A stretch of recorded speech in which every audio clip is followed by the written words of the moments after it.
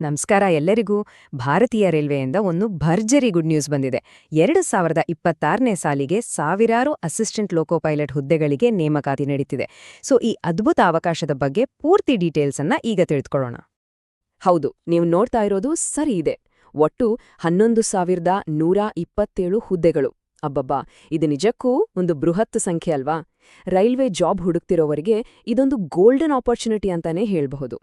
So ಈ ಎಲ್ಲಾ ವೇಕೆನ್ಸಿಗಳು assistant ಲೋಕೋ pilot ಅಂದ್ರೆ ಎಎಲ್ಪಿ ಹುದ್ದೆಗಳಿಗೆ ಸಂಬಂಧಿಸಿದ್ದು. ಹಾಗಿದ್ರೆ ಬನ್ನಿ, ಈ ಹುದ್ದೆಗಳ ಬಗ್ಗೆ ಇನ್ನಷ್ಟು ಡೀಟೇಲ್ಸ್ ನೋಡೋಣ.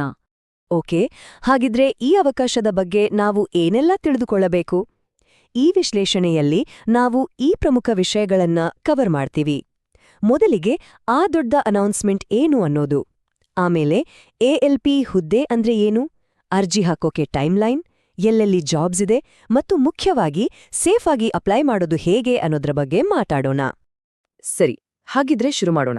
ಮೊದಲನೇದಾಗಿ ಆ ಬಿಗ್ ಅನೌನ್ಸ್ಮೆಂಟ್ ಅಂದ್ರೆ ಅಫಿಷಿಯಲ್ ನೋಟಿಫಿಕೇಶನ್ ಬಗ್ಗೆ. ಇಲ್ಲಿ ನಾವು ಕೊಡ್ತಿರೋ ಎಲ್ಲಾ ಮಾಹಿತಿಯೂ ಪಕ್ಕಾ ಅಧಿಕೃತ ಮೂಲಗಳಿಂದಾನೇ ಬಂದಿರೋದು. ನೋಡಿ, ಇದೇ ಆ ಅಫಿಷಿಯಲ್ ಲೆಟರ್ ರೈಲ್ವೆ ಬೋರ್ಡ್ನಿಂದ ಬಂದಿರೋದು.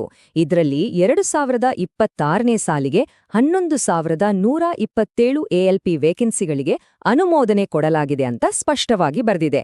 ಅಂದ್ರೆ ಇದು 100ಕ್ಕೆ 100 ಅಧಿಕೃತ ಸುದ್ದಿ. ಓಕೆ, ವೇಕೆನ್ಸಿ ಎಷ್ಟು ಅಂತ ಗೊತ್ತಾಯ್ತು. ಈಗ ಎಎಲ್ಪಿ ಹುದ್ದೆ ಅಂದ್ರೆ ಏನು, ಅದಕ್ಕೆ ಬೇಕಾದ ಅರ್ಹತೆಗಳೇನು? ಬನ್ನಿ ಆ ಪ್ರಮುಖ ಡೀಟೇಲ್ಸ್ ಅನ್ನ ನೋಡೋಣ. ಮೊದಲಿಗೆ ಪೇಮೆಂಟ್ ವಿಚಾರ.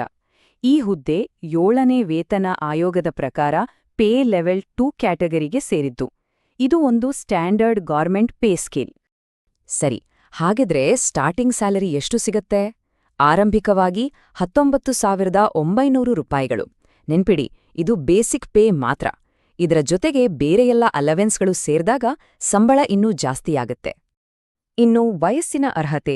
ಅಪ್ಲೈ ಮಾಡೋರಿಗೆ 18ರಿಂದ 30 ವರ್ಷದ ಒಳಗೆ ವಯಸ್ಸಾಗಿರ್ಬೇಕು. ಇದನ್ನ ಯಾವಾಗ ಲೆಕ್ಕ ಹಾಕ್ತಾರೆ ಅಂದ್ರೆ ಜುಲೈ 1, 2026ಕ್ಕೆ. ಆ ದಿನಾಂಕದ ಪ್ರಕಾರ ನಿಮ್ಮ ವಯಸ್ಸು ಈ ರೇಂಜ್ನಲ್ಲಿರ್ಬೇಕು. ಸರಿ, ಈಗ ತುಂಬಾನೇ ಇಂಪಾರ್ಟೆಂಟ್ ವಿಷಯ, ಅಪ್ಲಿಕೇಶನ್ ಟೈಮ್ಲೈನ್. ಈ ಡೇಟ್ಗಳನ್ನ ಮಾತ್ರ ಮಿಸ್ ಮಾಡ್ಕೋಬೇಡಿ, ಯಾಕಂದ್ರೆ ಟೈಮ್ ಬಹಳ ಮುಖ್ಯ. ಈ ಟೈಮ್ಲೈನ್ ನೋಡಿ, ಅಪ್ಲಿಕೇಶನ್ ಹಾಕೋಕೆ ಶುರುವಾಗೋದು ಮೇ 15, 2026ರಿಂದ.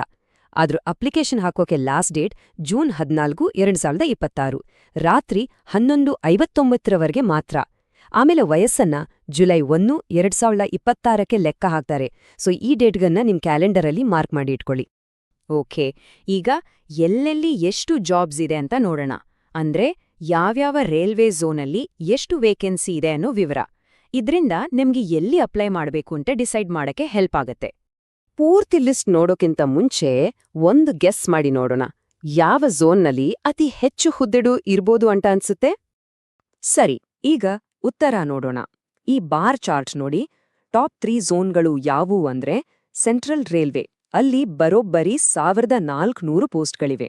ಆಮೇಲೆ ನಾರ್ತ್ ಈಸ್ಟ್ ಫ್ರಂಟಿಯರ್ ರೈಲ್ವೆಯಲ್ಲಿ 1,876 ಮತ್ತು ಸೌತ್ ಈಸ್ಟರ್ನ್ ರೈಲ್ವೆಯಲ್ಲಿ 1,113 ಹುದ್ದೆಗಳಿವೆ. ಇದು ಕಂಪ್ಲೀಟ್ ಲಿಸ್ಟ್.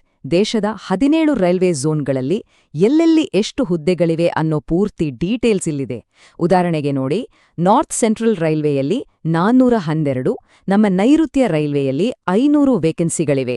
ನಿಮಗೆ ಬೇಕಾದ್ರೆ ಈ ಟೇಬಲ್ ಅನ್ನೊಮ್ಮೆ ಸರಿಯಾಗಿ ನೋಡಿ, ನಿಮ್ಮ ಝೋನ್ನಲ್ಲಿ ಎಷ್ಟು ಅವಕಾಶಗಳಿವೆ ಅಂತ ಚೆಕ್ ಮಾಡ್ಕೋಬಹುದು. ಸರಿ, ಈಗ ಕೊನೆಯದಾಗಿ ಆದ್ರೆ ತುಂಬಾನೇ ಮುಖ್ಯವಾದ ಒಂದು ವಿಷಯದ ಬಗ್ಗೆ ಮಾತಾಡೋಣ. ಅದೇನಂದ್ರೆ ಅರ್ಜಿ ಹಾಕುವಾಗ ಸೇಫ್ ಆಗಿರೋದು ಹೇಗೆ ಅನ್ನೋದ್ರ ಬಗ್ಗೆ. ರೈಲ್ವೆಯಿಂದ ಬಂದಿರೋ ಒಂದು ಅಧಿಕೃತ ಎಚ್ಚರಿಕೆ. ರೈಲ್ವೆ ಬೋರ್ಡ್ ಏನ್ ಹೇಳುತ್ತೆ ಅಂದ್ರೆ ಆರ್ಆರ್ಬಿ ನೇಮಕಾತಿ ಪ್ರಕ್ರಿಯೆ ಸಂಪೂರ್ಣವಾಗಿ ಕಂಪ್ಯೂಟರೈಸ್ಡ್ ಆಗಿರುತ್ತೆ ಮತ್ತು ಆಯ್ಕೆ ಕೇವಲ ಅಭ್ಯರ್ಥಿಗಳ ಮೆರಿಟ್ ಆಧಾರದ ಮೇಲೆ ಮಾತ್ರ ನಡೆಯುತ್ತೆ. ಅಂದ್ರೆ ಇಲ್ಲಿ ಪಾರದರ್ಶಕತೆಗೆ ಮೊದಲ ಆದ್ಯತೆ. ಹಾಗಾಗಿ ಭಾರತೀಯ ರೈಲ್ವೆ ಎಲ್ಲಾ ಅರ್ಜಿದಾರರಿಗೆ ಒಂದು ವಾರ್ನಿಂಗ್ ಕೊಟ್ಟಿದೆ. ಯಾರಾದ್ರೂ ಬಂದು ನಿಮ್ಗೆ ಕೆಲ್ಸ ಕೊಡಿಸ್ತೀವಿ ಅಂತ ಸುಳ್ಳು ಭರವಸೆ ಕೊಟ್ರೆ ದಯವಿಟ್ಟು ನಂಬಬೇಡಿ. ಇಲ್ಲಿ ನೋಡಿ, ಇದು ಅಫಿಷಿಯಲ್ ನೋಟಿಫಿಕೇಶನ್ ಅಲ್ಲಿರೋ ವಾರ್ನಿಂಗ್. ದಪ್ಪ ಅಕ್ಷರಗಳಲ್ಲಿ ಬರ್ದಿದ್ದಾರೆ, beware of touts, brokers and job racketeers ಅಂತ. ಅಂದ್ರೆ ಏಜೆಂಟ್ಗಳು, ದಲ್ಲಾಳಿಗಳು ಮತ್ತು ಕೆಲ್ಸ ಕೊಡಿಸೋ ವಂಚಕರಿಂದ ಎಚ್ಚರವಾಗಿರಿ ಅಂತ. ಹಾಗಿದ್ರೆ ಸೇಫ್ ಆಗಿ ಅಪ್ಲೈ ಮಾಡೋದಕ್ಕೆ ಏನ್ ಮಾಡ್ಬೇಕು? ಸಿಂಪಲ್, ಯಾವಾಗ್ಲೂ ಅಫಿಷಿಯಲ್ ಆರ್ಆರ್ಬಿ ವೆಬ್ಸೈಟ್ಗಳನ್ನೇ ಬಳಸಿ. ಯಾರೇ ಆಗ್ಲಿ ದುಡ್ಡು ಕೇಳಿದ್ರೆ ಕೊಡ್ಬೇಡಿ. ನೆನ್ಪಿಡಿ, ಸೆಲೆಕ್ಷನ್ ಆಗೋದು ನಿಮ್ಮ ಮೆರಿಟ್ ಮೇಲೆ ಮಾತ್ರ. ಸೊ ಅಫಿಷಿಯಲ್ ಅನೌನ್ಸ್ಮೆಂಟ್ಗಳನ್ನೇ ನಂಬಿ. ನೋಡಿದ್ರಲ್ಲ, ಸಾವಿರಾರು ಹುದ್ದೆಗಳು ಲಭ್ಯವಿದೆ. ಇದು ನಿಜಕ್ಕೂ ಒಂದು ದೊಡ್ಡ ಅವಕಾಶ. ಹಾಗಿದ್ರೆ ಈ ಬೃಹತ್ ನೇಮಕಾತಿಯಲ್ಲಿ ನಿಮ್ಮ ಪಯಣ ಎಲ್ಲಿಂದ